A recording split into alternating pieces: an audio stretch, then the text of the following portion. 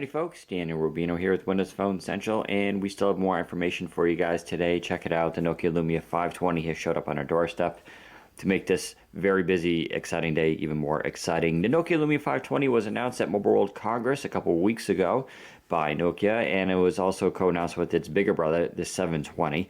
The 520 has a reputation now of being the cheapest Windows phone basically ever made. The actual retail price must be about $183 off contract, which is pretty ridiculously low for a brand new phone. Actual reality of price, though, is a little bit higher. We picked this up for about $230, but still, that is pretty low. And we're sure once the phone is out for a couple weeks, that price will drop as store shelves become stocked with the device. Anyway, let's open up the box here and we can see here. I did get a red one, which I'm kind of excited about. I never had a red Lumia device. It also comes in yellow, black, cyan, and a bunch of colors.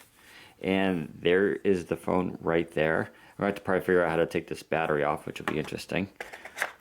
Open the box here. Now, Nokia is pretty, they don't give you too many things here, but I'm expecting a charger, maybe some headphones. You got of course, your paperwork and instructions in case you're interested. This phone is getting picked up by a lot of carriers, so pay attention to Windows Phone Central for announcements as it becomes available. Let's see what we got here. We got a crazy, and I say crazy, basically non-US adapter to recharge. And it's actually an all-in-one, which is kind of interesting. Usually you get a separate micro USB cable that plugs in. This is an all-in-one charger though, which is kind of interesting. We do get headphones. These are the typical Nokia ones that come with pretty much all of their mid-range off-contract phones. So that's always nice. We get a smaller sync cable here, which is kind of interesting. And of course the battery. That's a 1400 milliamp battery, actually 1430 I believe. You can see that here. Now the specs on this device are kind of interesting. It's a 1 gigahertz dual core CPU, which is not half bad actually for a Windows Phone 8 device. It does have Windows Phone 8 of course, which is always great. 8 gigs of internal storage with micro SD expansion, 512 megs of RAM, meaning some of those new high-end games won't be able to run on there. It's a 4-inch IPS LCD display.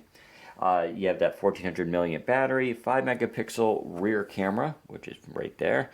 There is no front-facing camera though, because that's one of the things they cut out to save some money here. And it weighs in at 121 grams, which is, fairly light. Now let's see if I can figure out how to pop this off. Okay, and we're back now from taking off the back cover, which is a little bit tricky. You basically just kind of peel it off. You kind of flex it like this, and it pops off. And doing so, you can see the battery in the back, and then there's the micro SIM and the micro USB slot. Nothing was too complicated about it, but it doesn't pop off as easy as, say, the Lumia 620. Anyway, the phone is now activated, and sorry if you really want to watch Windows Phone OS boot up for the first time. It's pretty painful actually as it installs the app, but everything is installed now, and you can see I am on AT&T, but this is an Edge only phone, so if you're actually really considering this for the States, be forewarned that you'll only get Edge speeds on this, no 3G and no HSPA+. So that's going to be a pretty limiting factor. Having said that, it's a pretty nice phone. It was actually pretty slow to boot up at first. I was a little actually concerned about it, especially with the speeds. But now that it's actually up and running, it actually seems okay. And so you may exhibit that too when the game first launches. I don't actually have myself logged in here, but you can kind of see there's really no lag. Now, if you're curious about the firmware, what version of the OS this is, we'll scroll down. I launched the camera by accident, which I still haven't tried yet. So there is the version number and everything. You can see it is 10.2.11, so nothing new there, and it's running the 13.09 firmware, which is the latest firmware that's out on Nokia's servers right now. So that is a pretty advanced version. Nothing too crazy here. You have your extras and info, access point, feedback to Nokia, display touch. We'll go under there. Interestingly enough, this screen is super sensitive. You can see the touch sensitivity is high there. It also has a sunlight readability, meaning when you're outside, this thing will ramp up really high in the sun so you can see it. It's temporary, and it does kind of zap the battery, which is why there's a battery saver option for it too. But it's a really great option to have. But you can wear gloves with this. Now, the one thing this screen does lack is clear black, so it doesn't have the great screen as, say, the Lumia 620. And because of that, it also lacks sort of, it's very smudge prone, to put it politely. I noticed within a couple minutes it was kind of dirty and it was kind of harder to clean as opposed to some of their more advanced screens. So, but that's what you get for having a phone that's supposed to be less than $200. We'll go under audio here. Now, what's really cool about Nokia, of course, is the fact that they do all these enhancements.